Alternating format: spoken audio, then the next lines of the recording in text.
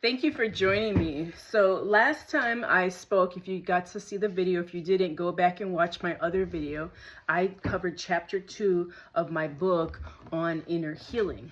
And so I left off with Venom. Venom, if you haven't seen the Spider-Man movie, it was years old, but Venom was who Spider-Man became because this black venom got on him, and then it just took over and it infiltrated his whole body, and it took over his whole personality, and it made him dark and evil. And so I use that as an analogy because that's what happens to us when we let bitterness take root. And the only way to prevent bitterness from taking a root inside of your soul and taking over your whole psyche and your personality and everything is to forgive. When you forgive, it releases that bitterness from you so that you can move on and that you're not held captive to your bitterness and your unforgiveness. And so I had to forgive over and over. Sometimes forgiveness is a daily thing, a weekly thing, a yearly thing. Just whenever the feelings or the most emotions arise, when something is triggered in you, then you have to forgive again. I went through a 15-year toxic marriage that was filled with abuse, neglect, infidelity, fear, and financial problems. And so when I finally gained the courage to walk away from this unhealthy marriage, I went through 8 years of letting go of the trauma and releasing my hurt and my disappointment and forgiving my ex-husband, forgiving God, because I was upset with God because before I got married, my ex-husband and I, we both came to the Lord together. We both became Christians. And so for 3 years, we stopped having sex. We didn't want to commit a sin of fornication. We knew that God's word says that marriage is only supposed to be the legal grounds for sexual intimacy. And so we were honoring God with that. So we stopped having sex, stopped having any kind of physical intimacy for 3 years. And we prayed and we fasted and we really sought God, because although we were both Christians, we both loved God, we were both serving him, we loved each other. We didn't want God's permissible will, but instead we wanted his perfect will. So we believed that God knows all things and that he has a specific person that he has for you to be your life partner, to be your destiny partner, to build ministry and business and family and all of that together with. And so we really sought him by praying and fasting. And so I got at least 3 confirmations from random people who had no idea that we were fasting and asking God whether we should get married or whether we should go our separate ways. And we were willing to go our separate ways because we really wanted God's will and we wanted to obey him.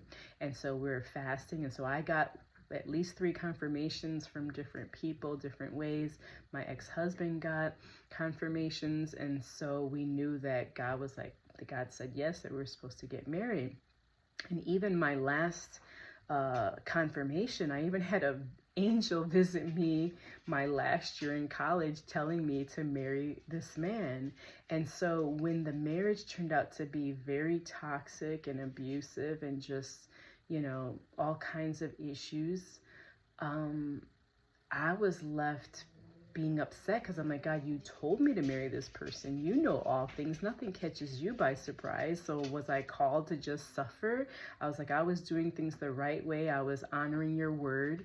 We weren't having sex until we got married. We sought you. We didn't just go off of our own emotions and marry each other. And we were just doing things the right way or the God way. And so I just thought that because we did it the right way, that we would have a good result. And so when it ended, after 15 years of a toxic marriage, and I saw that my kids didn't like their father and he wasn't active in their lives and everything was just on me, I got really angry to be like, God, why would you tell me to marry this person when my kids suffered through the marriage? And then now being divorced for now it's like 13 years, my children are still reaping the repercussions because they went from having like a not so great father to not having a father at all. And so I was upset with God, because I was like, I grew up without a father. My mom was never married, and so I really thought that we were doing things the right way, and that if you do things the right way, then you should get a right result.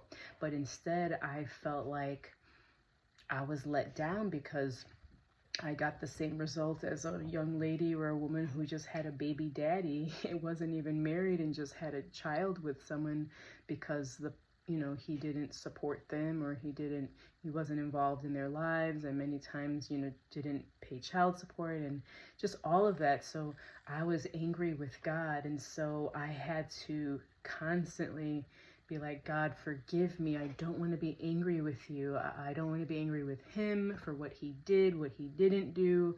I don't want to be angry with myself for this, this deck of cards that I've been dealt that I thought was unfair. And so I had to just constantly forgive God, forgive myself, forgive my ex-husband. And I finally came to the realization that God can tell you to do something, or God has a plan, but we're still humans who have our own will. And so God is not responsible for people's actions or their decisions, what they do and what they don't do. And so I had to stop blaming God for my miserable life.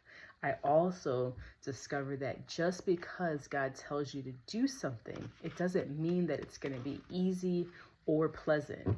And the example that really helps me with this, and hopefully will help you if you've faced a bad marriage or a difficult situation or infidelity, is the prophet Hosea. He's a prophet that's in the Old Testament. He was alive during the 8th century BC. And he was a prophet of the Jewish people, of the Hebrew people. And God told him to marry a harlot, which is a prostitute, and her name was Gomer.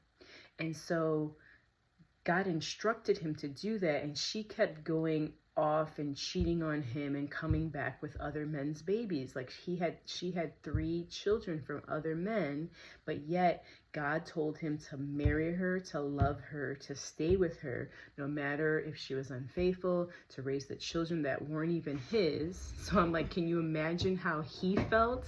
How he felt like he had a bad deck of cards dealt to him. But anyway, since he was a prophet and his life did not belong to himself, he was a physical representation of God, and how the people of God kept cheating on God and going after other gods and disobeying him and making idols, making statues of gold and wood and just doing all this craziness. And they kept cheating on God over and over, and he'd forgive them and restore them, and they'd say, we're never going to do it again. We love you, God, and then they'd go back to their sin, and it was just this whole repetitive cycle. And so when I saw that, then it helped me to realize that just because God tells you to do something, it doesn't mean that it's going to be easy. There's many times that it's hard. Another story that really helps me in this forgiveness journey, in this healing journey, is Joseph.